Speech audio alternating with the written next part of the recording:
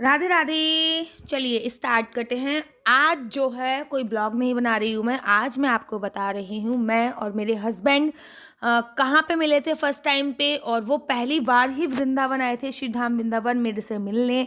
क्या मेरी love marriage हुई थी, अरेंज मैरिज हुई थी, ये सारी बातें आपको इस वीडियो के माध्यम से देखने को मिल जाएगी। तो आज मैं आपको वो जगह पे लेके आई हूँ जिस जगह पे मैं और मेरे हस्बैंड फर्स्ट टाइम मिले थे, पहली बार मिले थे, माँ कात्यायनी देवी के मंदिर। इस बहाने से आप माँ कात्यायनी माता के दर्शन भी कर लोगे और दर्शन करने के साथ साथ आप लोग मेरी स्टोरी भी जान लोगे कि मेरे हस्बैंड ने यहाँ पर आकर एक बात कही थी, इसी मंदिर में आके एक बात कही थी, मजाक मजाक में उन्होंने वो बात कही थी। और माँ कात्यायनी देवी के मंदिर में आकर जो बात कही जाए वो 100% सत्य होती है। तो उन्होंने एक बात कही और वो बात हो गई सत्य एकदम।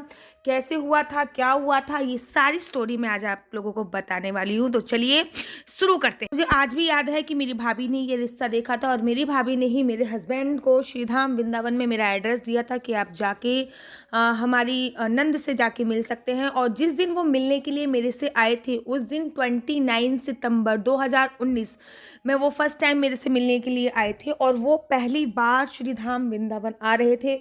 उससे पहले मेरी उनकी शायद एक बार फ़ोन पे बात हुई थी, उससे ज़्यादा बात हुई नहीं थी, क्योंकि हम लोग एक दूसरे को जानते नहीं थे तो बात क्या करते। तो श्रीधाम वृंदावन वो फर्स्ट टाइम आए, ये सोच कर आए थे कि चलो लड़की भी देख लेंगे, अगर पसंद आ गई तो ठीक है, अगर नहीं पसंद आई तो वृंदावन तो घूम ही लेंगे। मैं कभी वृंदावन गया नहीं हूँ।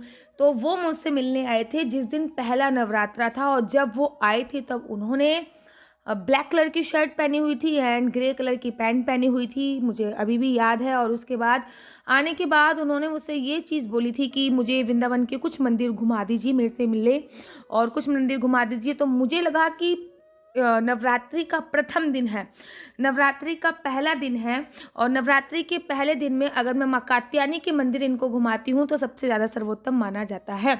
तो मैं लेके चली गई इनको बांके बिहारी जी से भी पहले माँ कात्यायनी माता के मंदिर में इनको लेके गई थी।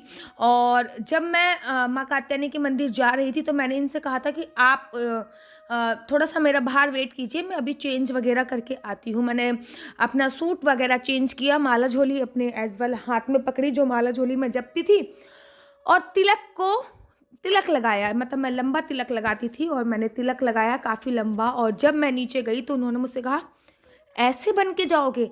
मतलब जिस हिसाब से मैं रहती थी यहाँ पर वैसे ही मैं बन के गई थी। मैं लंबा तिलक लगाती हूँ और मेरे हाथ में माला झोली थी। मैं नहीं चाहती थी कोई दिखावा करना किसी भी प्रकार का। तो जैसे मैं रहती थी मैं कंप्लीटली वैसे ही बन के आई। और जब इन्होंने मुझे देखा तो ये शॉक थे कि क्या लंबा सा तिलक लगा रखा है, हाथ में माला झोली पकड़ रखी है। शायद इनको गिल्टी भी फील हो रही हो कि भैया कोई इंसान जब मिलने आया दिल्ली एनसीआर से, लड़की भी ये दिल्ली एनसीआर की, लेकिन श्रीधाम वृंदावन में आके इसने अपने आप को कैसे ढाला है, ये देखकर शायद वो शॉक भी हो रहे हो। लेकिन मैंने कहा हाँ मैं ऐसी जाऊँगी, मुझे कोई परेशानी नहीं है। अब मैं इनको लेके चली गई माँ कात्यायनी माता के मंदिर, क्योंकि प्रथम नवरात्रा था और मेरा भी व्रत था और इन्होंने भी बोला कि मेरा भी व्रत था। अब मुझे नहीं पता कि इनका व्रत था कि नहीं, लेकिन इन्होंने मुझसे बोला था कि मेरा फास्ट है। देखो मैं ना अपनी स्टोरी बताने के साथ साथ आप लोगों को मंदिर के दर्शन भी करा रही हूँ, साथ में परिक्रमा भी करा रही हूँ। तो आपको मंदिर के दर्शन भी हो जाएंगे, मेरी स्टोरी भी पता चल जाएगी और साथ ही के साथ परिक्रमा भी हो जाएगी, माँ कात्यायनी के दर्शन भी हो जाएंगे। मैं इनको माँ कात्यायनी माता के मंदिर में लेके गई और साथ ही के साथ मैं अपने हस्बैंड को स्टोरी बता रही थी कि माँ कात्यायनी माता जो हैं उनकी पूजा अर्चना वंदना गोपियों ने करी थी। यहाँ पर गोपियों ने भगवान श्री कृष्ण जी को मांगा था और भगवान श्री कृष्ण जी को मांगने के तत्पश्चात भगवान श्री कृष्ण जी को प्राप्त किया था। कार्तिक के महीने में यमुना जी में स्नान करती थी गोपियाँ, और स्नान करने के तत्पश्चात यहाँ पे आके माँ कात्यायनी की पूजा अर्चना वंदना करती थी। और ये सभी चीज़ें केवल और केवल कृष्ण प्राप्ति के लिए वो लोग करती थी। और भगवान कृष्ण ने गोपियों की मनोकामना पूर्ण करी थी। और यहाँ पे आज भी बोला जाता है कि अगर कोई लड़का या लड़की कोई भी मन से जिसकी शादी नहीं हो रही होती है या फिर मन से कोई मांगे किसी को, तो वो उनको ज़रूर मिल जाता है। इन्होंने मेरी बात मजाक में ली और इन्होंने वहीं पे खड़े होके कात्यायनी माता के मंदिर में खड़े होके इन्होंने मुझसे एक बात कही और मैं आपको बताती हूँ। नवरात्रि का प्रथम दिन था तो मंदिर में बहुत ज़्यादा भीड़ थी और मैं इनको स्टोरी बता रही थी। जब मैंने इनको स्टोरी बताई पूरी माँ कात्यायनी की, यहाँ की कि यहाँ पर आज भी लड़का लड़की आके कुछ भी मांगते हैं या फिर अनमैरिड जो कपल होते हैं वो आके कुछ भी मांगते हैं, या फिर जो भी माताएं आती हैं अपनी संतान प्राप्ति के लिए, या फिर जो भी लड़के या लड़कियाँ आती है अपनी शादी के लिए, उनकी मनोकामना पूर्ण हो जाती है। ये बहुत ज़ोर से हंसे और उन्होंने मजाक मजाक में मुझसे ये बोल दिया कि अगर मैं आपको मांग लूँ यहाँ पे तो फिर क्या आप मुझे मिल जाओगे। और उस टाइम पे मैं एकदम क्वाइट हो गई, अर्थात एकदम शांत हो गई, क्योंकि मुझे पता था कि आप माँ कात्यायनी के मंदिर में खड़े होकर ये बात कर रहे हो। माँ कात्यायनी के मंदिर में बोला गया एक भी शब्द असत्य नहीं जाता है। अगर माँ कात्यायनी के मंदिर में आपने झूठ से भी किसी को मांग लिया तो वो पूरी तरीके से आपको मिल जाता है। ऐसी है माँ कात्यायनी देवी की महिमा। और ये बात जब मैंने उनसे बोली, मैंने कहा डेफिनेटली अब तो आपकी शादी मेरे से ही होगी। उसके बाद शादी में बहुत सारी अड़चनें आई, बहुत सारी प्रॉब्लम आई। मतलब प्रॉब्लम इतनी सारी आ गई थी कि हमारी शादी में बाराती भी गिने चुने 7-8 ही आए थे। इतनी सारी प्रॉब्लम आ गई थी। 1000 आदमियों का खाना मेरे पापा ने बनवाया और केवल 7 आदमी बारात में आए। इतनी प्रॉब्लम थी। तो आगे की स्टोरी मैं आपको बाद में बताऊंगी ये किसी और वीडियो में। लेकिन ये वो जगह है, यहाँ पे मैं अपने हस्बैंड से पहली बार मिली थी। सबसे पहले मैं यहाँ पे मिली, फिर इसी के पास रंगजी का मंदिर है, मैं उनको रंगजी मंदिर के पास, रंगजी मंदिर में सोने के खंबे वाले मंदिर में लेके गई। और उसके बाद काफ़ी रात हो चुकी थी, वो अपने गाजियाबाद चले गए और मैं अपने श्रीधाम वृंदावन वाले घर में आ। जब मैं अपने श्रीधाम वृंदावन वाले घर में आई तो उस टाइम पे मैं भागवत का अध्ययन कर रही थी और भागवत कर भी चुकी थी, लेकिन और भी डीप अध्ययन कर रही थी। मैं काफ़ी सारी कथाएं कर चुकी थी, लेकिन फिर भी मैं और भी डीप अध्ययन कर रही थी।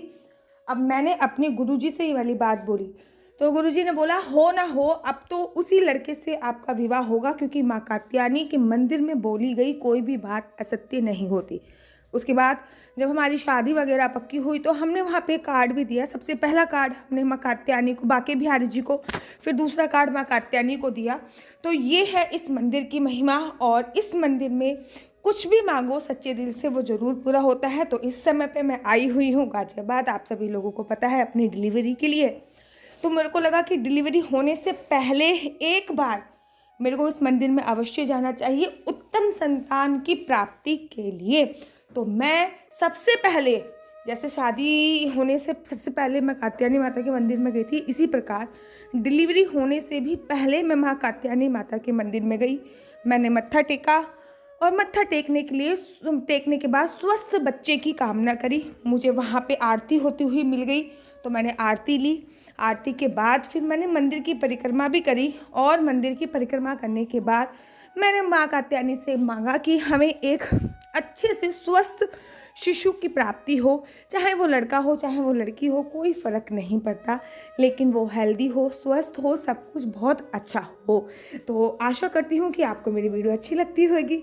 अगर आपको मेरी वीडियो अच्छी लगती है और आपको मेरी स्टोरी और भी जाननी है कि उसके बाद क्या हुआ था, आखिर शादी में 7 लोग क्यों आए थे और शादी में 7 लोगों को भी 8 पुलिस वाले लेकर आए थे, आखिर ऐसा क्या हुआ था, बात आगे कैसे बढ़ी, कैसे सब कुछ क्या क्या हुआ, अगर आपको वो जानना है तो मुझे कमेंट करके ज़रूर बताइए। मैं आपको वो स्टोरी भी साझा करूँगी। आशा करती हूँ कि आप लोगों को मेरी वीडियो अच्छी लगती होगी। अगर आपको मेरी वीडियो अच्छी लगती है तो आप अपना YouTube channel Mr and Mrs Chauhan को लाइक शेयर सब्सक्राइब करना बिल्कुल भी मत भूलिए। तब तक के लिए मुझे दीजिए इजाज़त। राधे राधे, हरे कृष्णा, हरि बोल।